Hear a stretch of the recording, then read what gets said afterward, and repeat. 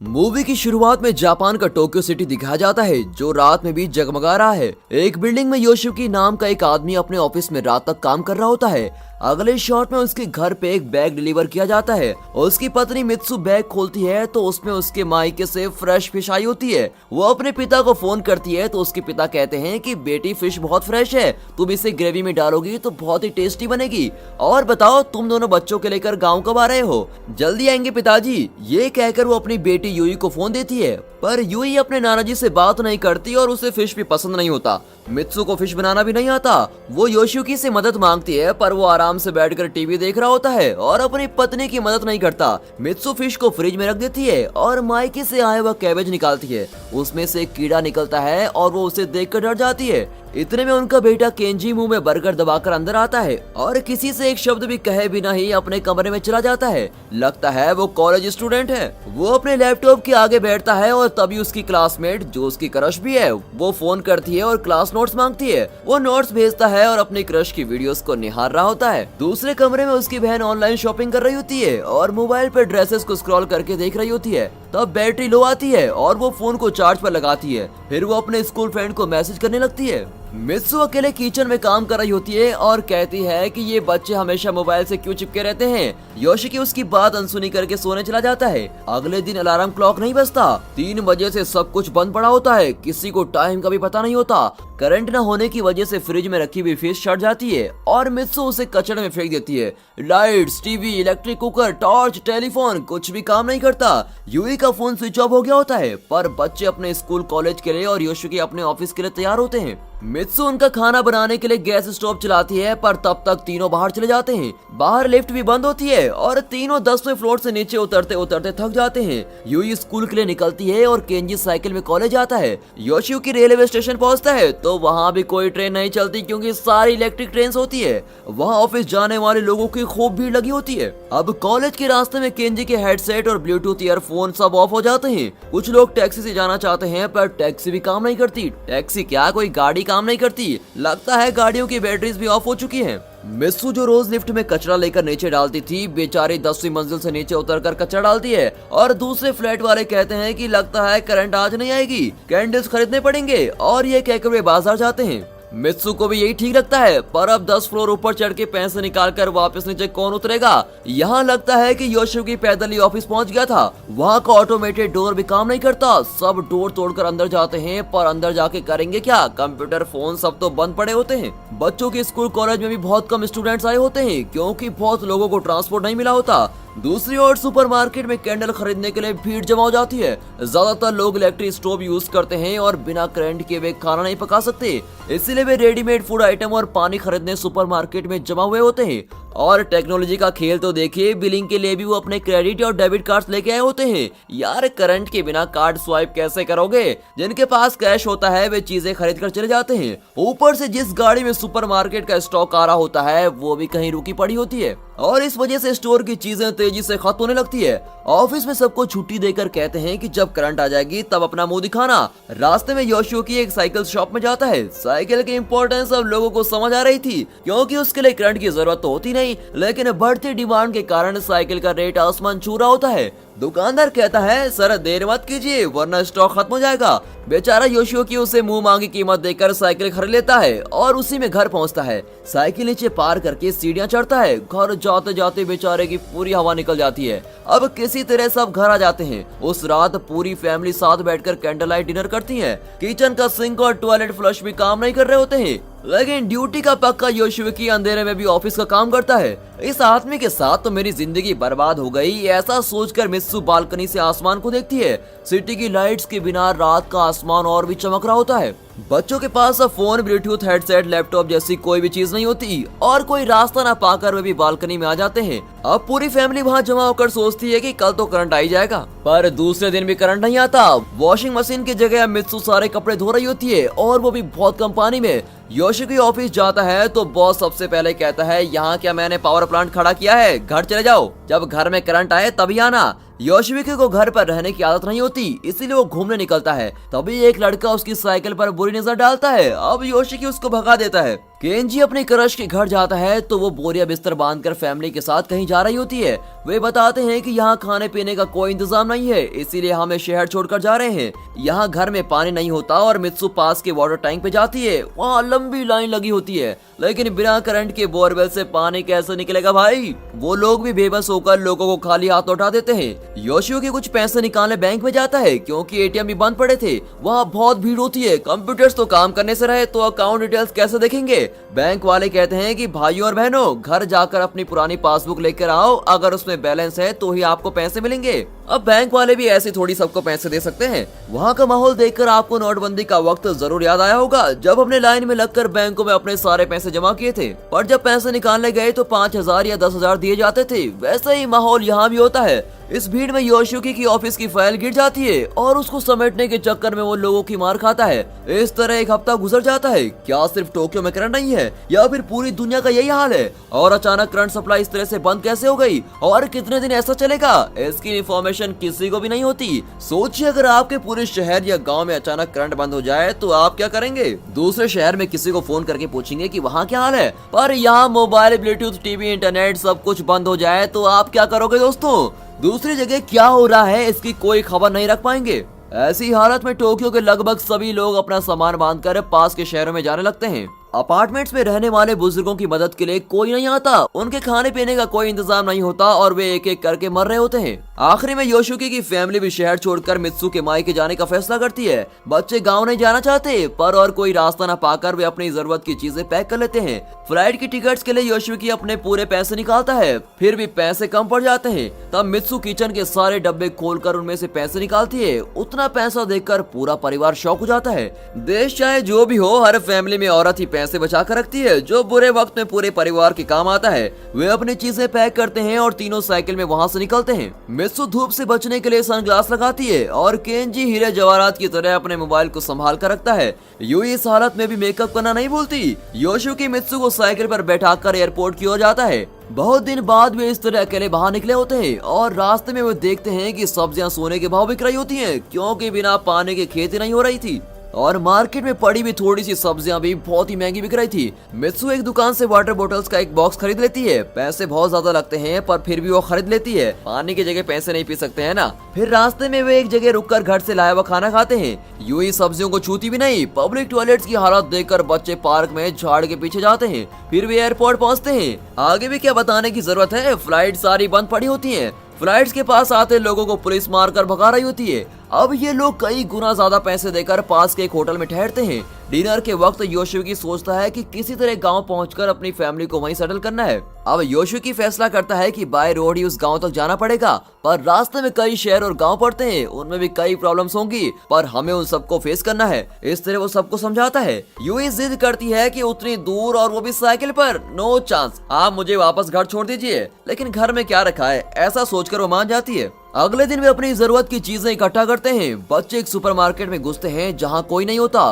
वे कहीं से एक मैप ढूंढ निकालते हैं। मित्सु और योशियुकी दूसरी ओर जाकर एक्स्ट्रा साइकिल खरीदने की कोशिश करते हैं। एक किराने की दुकान में साइकिल होती है, पर ओनर कहती है कि साइकिल तो मैं दे दूंगी, पर पैसों के बजाय कोई चीज दे दीजिए। मित्सु बैग से योशियुकी की दारू की बोतल निकाल कर दे देती है और बदले में थोड़ा चावल और एक साइकिल ले लेती है। देखा, ऐसी सिचुएशन में पैसों का कोई मोल नहीं होता। अब चारों अलग अलग साइकिल पे मैप की डायरेक्शन को देखकर जा रहे होते हैं। इस शहर में हर जगह ब्लॉक किया होता है और वे बाईपास से जाने लगते हैं। वहाँ बड़ी तादाद में लोग पैदल चल रहे होते हैं। कुछ लोग साइकिल्स और कुछ स्केटिंग बोर्ड पे भी जा रहे होते हैं। भीड़ में कुछ लोग इस विश्वास के साथ चल रहे होते हैं कि अगले शहर में करंट है, और चलते चलते रात हो जाती है और चारों खुले आसमान के नीचे सो जाते हैं। ठंड की वजह से केंजी जाग जाता है और देखता है कि एक आदमी इनकी वाटर बोतल चुरा कर भाग रहा है। केंजी उसे चेज करता है, पर वहाँ देखता है कि वो आदमी पानी में दूध का पाउडर मिलाकर एक छोटे बच्चे को दे रहा होता है, और ये देखकर केंजी का दिल मेल्ट हो जाता है और वो गिल्टी फील करके वापस आता है।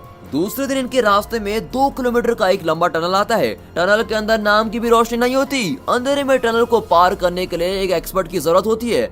वहाँ एक नेत्रहीन बुजुर्ग होती है जो पैसों के बदले उन्हें टनल पार करवाने की जिम्मेदारी लेती है। उसके पीछे जाकर वे उस पार पहुँच जाते हैं। योशियुकी का परिवार किसी तरह एक हफ्ता मैनेज तो कर ही लेता है और अब पूरे 16 दिन हो चुके होते हैं। उनके सारे वाटर बॉटल्स खाली हो जाते हैं। मित्सु पास की एक नदी में कपड़े धोती है और योशिकी उसी नदी का गंदा पानी पीने लगता है। आगे रास्ते में बारिश होने लगती है और गंदा पानी पीने से योशिकी का पेट खराब हो जाता है और अब ये बारिश से बचने के लिए एक ब्रिज के नीचे आ जाते हैं। हवा इतनी तेज होती है कि उनकी साइकिल से एक और खींची चली जाती है। साइकिल्स पर बंधे हुए इनके बैग्स, कपड़े, चावल और सब कुछ बर्बाद हो जाते हैं। उनके पास अब खाने पीने का कुछ भी नहीं बचता, लेकिन फिर भी वे आगे बढ़ते रहते हैं। अगले शहर में एक सुपरमार्केट होता है। दोनों बच्चे अंदर घुसकर खाने के लिए कुछ ढूंढते हैं, पर वहाँ चावल का एक भी दाना नहीं होता, पर पेट डॉग्स का खाना भरपूर होता है। बेचारे उन पैकेट्स को उठा लेते हैं। वहाँ वाटर बोतल्स नहीं होते, पर खराब पड़ी हुई कार की बैटरीज होती हैं। बच्चे उसके अंदर बचा हुआ पानी अपनी बोतल्स में भर लेते हैं। इससे बुरी सिचुएशन हो भी क्या सकती है। बाहर योशिकी आग जलाने की कोशिश में जुटा हुआ होता है, पर आग तो लगती ही नहीं। तभी केंजी अपना लाइटर देता है, पर उसे लेने के बजाय योशिकी अपने मेथड को लगातार ट्राई करता है। केंजी समझ जाता है कि अब करंट कभी नहीं आने वाला और उसका मोबाइल भी किसी काम का नहीं है, इसीलिए वो मोबाइल कवर को निकालकर उसे मरोड़ता है और उसे लगाकर साइकिल टायर का पंचर ठीक करता है। अगले 6 दिन तक वे डॉग फूड से अपना पेट भरते हैं और बैटरी से निकाला हुआ पानी पीते हैं। रास्ते में उन्हें एक फैमिली मिलती है जिसमें पति, पत्नी और 2 बच्चे होते हैं। वे एकदम शानदार साइकिल में जा रहे होते हैं। उन्होंने बाइकर्स का स्पोर्ट्स गियर पहना होता है और सेफ्टी हेलमेट के साथ एकदम पक्के बाइकर्स लगते हैं। उनके पास खाने पीने की चीजें भी भरपूर होती हैं। वे बारिश का साफ पानी पीते हैं और उससे भरकर भी रख लेते हैं। रास्ते में जहाँ भी खाने लायक पौधे फल रहे होते हैं वे सब बटोर कर रख लेते हैं। वे कम खाते हैं और ज्यादा बचा कर रखते हैं, क्योंकि न जाने और कितना दिन यूं ही रास्ते में गुजारना पड़ेंगे। उनके पास एक कैमरा होता है जो बैटरी से नहीं चलता बल्कि मैकेनिकल कैमरा होता है। ये फैमिली इस ट्रिप को एंजॉय कर रही होती है और दोनों फैमिलीज एक दूसरे को देखकर बहुत ही खुश होती हैं और दोनों कुछ दूर साथ तक ही सफर करती हैं। तब एक ब्रिज पर मिलिट्री वाले पास के शहर में करंट की सिचुएशन को जानने के लिए जा रहे होते हैं।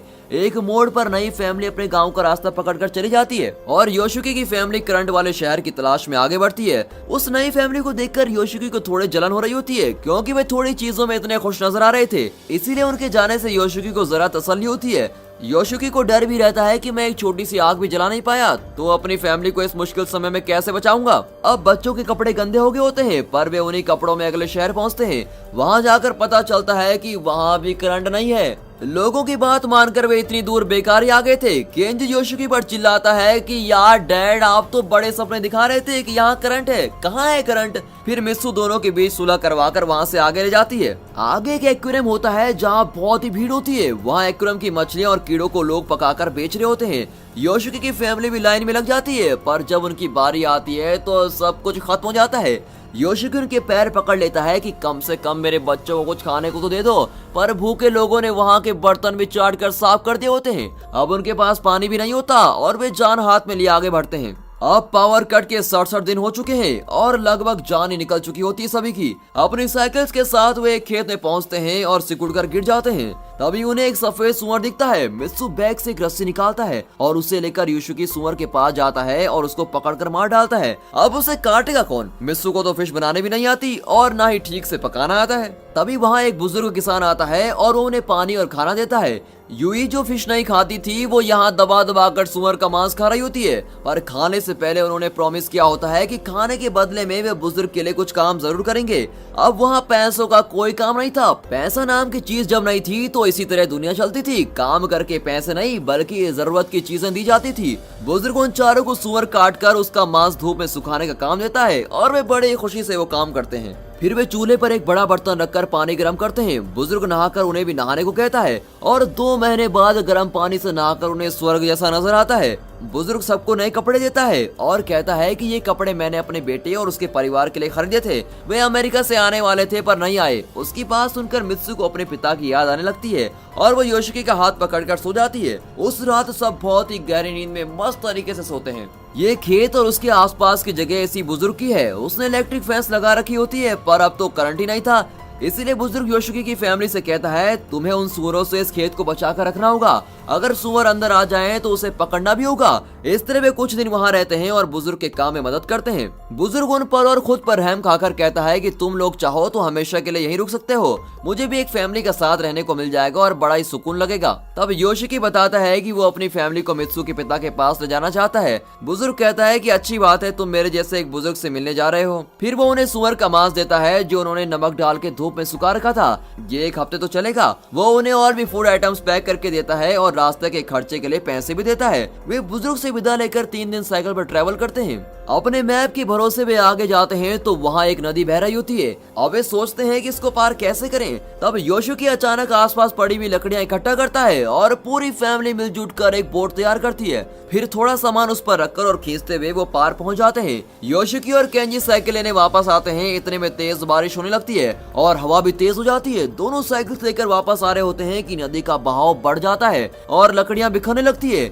केंजी किसी तरह उस पार पहुंच जाता है पर योशिकी पानी में डूबकर नदी के साथ बह रहा होता है और वे पूरी रात उसको ढूंढते हैं पर उसका कहीं पता नहीं चलता। वे रोते हुए उसे हर जगह ढूंढते हैं लेकिन सिर्फ उसके सर के बाल मिलते हैं। अब पावर कट के 94 दिन हो गए हैं। मित्सु योशिकी के बारे में सोचकर रो रही होती है। केंजी उसको संभाल रहा होता है। फिर बैग से खाने की चीज निकालकर अपनी बहन को देता है और वो पीछे आते हुए कुत्ते के साथ खाना शेयर करती है। कुत्ता अपने साथी कुत्तों को भी वहाँ ले आता है कि चलो भाइयों खाना मिल गया। अब सारे कुत्ते मित्सु के बैग पर झपटते हैं जिसमें से मांस की बू आ रही होती है। वो बेचारी डगमगाकर खड्डे में गिर जाती है और उसका पैर भी फ्रैक्चर हो जाता है। दोनों बच्चे उसे किसी तरह ऊपर ले आते हैं। इस बीच कुत्ते सारे मांस खा चुके होते हैं और अब उन बच्चों को भी अपना शिकार बनाना चाहते हैं। डर के मारे वे सब आंखें बंद करते हैं और रेल की पटरियों के बीच बैठ जाते हैं। तब दूर से कोई आवाज आती है जिसे सुनते ही कुत्ते भाग जाते हैं। तब वहाँ एक ट्रेन आ रही होती है जो कोयले से चलती है और इन्हें पटरी पर बैठा देख इंजन ड्राइवर ब्रेक मारता है। उसे देखकर तीनों खुश हो जाते हैं और ट्रेन में जाकर बैठ जाते हैं। उस ट्रेन का एक आदमी मित्सु के पैर पर पट्टी लगाता है और उसके पति के बारे में पूछता है। उसका सवाल सुनकर तीनों रोना शुरू कर देते हैं। फिर दिखाते हैं कि योशिकी पत्थरों के बीच पड़ा हुआ है पर वो टकला होता है। तब पता चलता है कि वो इतने दिन विग पहनकर घूम रहा था और विग के बालों को देखकर उसकी फैमिली ने सोचा कि वो मर गया। वो होश में आता है और बड़ी मुश्किल से चलकर थोड़ी दूर जाकर बैठ जाता है। तब वही ट्रेन उसको क्रॉस करके जाती है। योशिकी ना तो उठकर चल पाता है और ना ही उसकी आवाज निकलती है पर उसकी पॉकेट में कैंडल लाइटर होता है जो केंजी ने दिया था। वो उसको जलाता है और उससे धुआं निकलने लगता है। खुशकिस्मती से ट्रेन के अंदर से मित्सु उसको देख लेती है। वो और गौर से देखती है तो धुएं के बीच उसे अपने पति का टकला सर नजर आता है। वो चिल्लाकर जमीन आसमान एक कर देती है और ट्रेन रुकवा देती है। बच्चे भागते हैं और योशिकी को उठा लेते हैं। चलो शुक्र है फैमिली का रियूनियन हो गया। अब योशिकी और मित्सु अपनी बीती जिंदगी की कहानियां बच्चों को सुनाते हुए अपना सफर कंटिन्यू करते हैं। तब मित्सु योशिकी के नकली बाल उसको देती है जो उसे नदी में मिले थे। इस घटिया माल की मुझे कोई जरूरत नहीं, ऐसा कहकर योशिकी उसको बाहर फेंक देता है। ट्रेन आगे एक टनल के अंदर जाती है और स्टीम इंजन होने की वजह से वो ट्रेन बहुत धुआं छोड़ती है पर टनल बहुत छोटी होती है और इसलिए धुआं घूम फिर कर वहीं ट्रेन के अंदर चला जाता है और सभी का मुंह काला हो जाता है। जो लोग मेकअप के बिना बाहर नहीं निकलते थे वे अब एक दूसरे का काला चेहरा देखकर खिलखिलाकर हंस पड़ते हैं। और अब पावर कट हुए 108 दिन हो जाते हैं। तीनों मित्सु को एक ठेले जैसी गाड़ी में बैठाकर ले जा रहे होते हैं पर आगे शहर या गांव के बजाय एक बीच होता है। मित्सु ध्यान से समुद्र की ओर देखती है तो वहाँ उसके पिता फिशिंग करते हुए नजर आते हैं। वो खुशी से पिता को पुकारती है और बच्चे भी नाना जी कहकर चिल्लाने लगते हैं। योशिकी भी पिताजी, अरे वो पिताजी कहकर चिल्लाने लगता है और सब दौड़कर नाना जी के पास पहुँच जाते हैं। अपने पोता और पोती को देखकर नाना जी खुशी से झूम उठते हैं। 108 दिनों में बिना करंट की कई फैमिलीज मर चुकी होती हैं क्योंकि करंट के बिना तो हमने जीना सीखा ही नहीं। इन मौतों की वजह से दुनिया की आबादी भी बहुत कम हो चुकी होती है पर योशिकी की फैमिली लंबा और कठिन रास्ता पार करके अपने गांव पहुंच गई थी और वो भी जिंदा। अब बिना पावर के 2 साल और 4 महीने हो चुके होते हैं। तब हमें दिखाते हैं कि योशिकी और केंजी समुद्र में फिशिंग कर रहे होते हैं। वे ढेर सारी मछलियां पकड़कर जमा कर रहे होते हैं। दूसरी ओर दिखाते हैं कि यूई कपड़े बुन रही होती है। मित्सु अपने पिता के खेत में टमाटर उगाने का काम कर रही होती है। अब वे प्रकृति से जुड़कर एक स्वस्थ जिंदगी गुजार रहे होते हैं। एक दिन सुबह अचानक कोई आवाज सुनकर योशिकी झटके के साथ उठता है। उसे कहीं से अलार्म क्लॉक की आवाज सुनाई देती है। वो चौंक जाता है और फिर पता चलता है कि उस गांव के बीच रखे हुए पब्लिक स्पीकर सिस्टम से आवाज आ रही है। अचानक ही गांव की स्ट्रीट लाइट भी जलने लगती है। लगभग 2.5 साल बाद करंट वापस आई होती है और गांव के लोग उन लाइट्स को अजूबे की तरह देख रहे होते हैं। अगले सीन में दिखाते हैं कि टोक्यो फिर से उस पुरानी भागदौड़ में खो चुका है। न्यूज, यूट्यूब और सारे टीवी चैनल गुजरे हुए पावर कट के बारे में 24 घंटे चर्चा कर रहे होते हैं। ये पावर कट क्यों हुआ, इसकी असली वजह क्या थी और इतना लंबा पावर कट क्यों हुआ, इन सब सवालों के जवाब टीवी न्यूज पर योशिकी की फैमिली देख रही होती है। एक चैनल पर कहते हैं कि ये सोलर स्टॉर्म की वजह से हुआ। दूसरा चैनल बताता है कि असली न्यूज तो हम बताते हैं। एक बहुत ही बड़ा और भारी मेटेओराइड आसमान से गिरा और धरती से टकरा गया, इसी वजह से पावर चली गई थी। कुछ और चैनल्स पर ब्रेकिंग न्यूज चल रही होती है कि ये टेररिस्ट का साइबर अटैक है और इस तरह हर चैनल अपनी अपनी अलग ही कहानी बता रहा होता है। ये लोग कंफ्यूजन में होते हैं कि आखिर सच है क्या। जो भी हो, चलो हम वापस टोक्यो चलते हैं। ये फैसला करके भी टोक्यो में अपने घर आ पहुंचते हैं। अगले शॉट में दिखाते हैं कि मित्सु फिश कट कर रही होती है। केंजी अपने लैपटॉप के बजाय गिटार हाथ में लिए उसको बजा रहा होता है। यूई मोबाइल फोन के बजाय सिलाई मशीन पर काम कर रही होती है और लगता है कि स्कूल में भी ये सब सिखाया जा रहा था। योशिकी अपना लंच बॉक्स भूल जाता है और मित्सु उसे लंच बॉक्स देने लिफ्ट में जाती है। नीचे योशिकी साइकिल लेकर ऑफिस जाने के लिए तैयार खड़ा होता है। तब मित्सु के नाम का एक पोस्ट आता है। अरे ट्विटर वाला नहीं, असली वाला पोस्ट। उसमें कुछ फोटोज होते हैं। याद है वो कम चीजों में सुखी रहने वाला परिवार जो रास्ते में मिला था? 2.5 साल बाद भी उन्होंने इस फैमिली को याद रखा था और उनके एड्रेस पर वो फोटोज भी भेजे हैं जो उन लोगों ने अपने मैकेनिकल कैमरे से खींचे थे। अब चारों मिलकर उन फोटोज को देखने लगते हैं और दोस्तों इसी के साथ ये मूवी यहाँ पर खत्म होती है। एक पावर कट, सिर्फ एक लंबे पावर कट की वजह से उन्होंने गांव तक का रास्ता तय किया। उसी ने उनकी जिंदगी बदल डाली थी। फिर गांव की जिंदगी ने उनको जो सीख दी थी वो उसे कभी नहीं भूलेंगे। पहले तो एक ही छत के नीचे रहकर वो अजनबियों की तरह रहते थे, लेकिन अब उनके पास बिना घर के भी एकजुट होकर रहने का एक्सपीरियंस मिल चुका था और वे एक दूसरे की और करीब आ चुके थे। Power, technology, media, social media की हलचल से दूर एक पीसफुल जिंदगी हमारा इंतजार कर रही है। उसे अपनाने के लिए छोटी सी कोशिश की जरूरत है जो इस मूवी ने की है। इसी बात पर दोस्तों इस वीडियो को एक लाइक और चैनल को अभी सब्सक्राइब कीजिए और हाँ, साथ ही अपने फ्रेंड सर्कल में इस वीडियो को शेयर जरूर कीजिए। And finally thank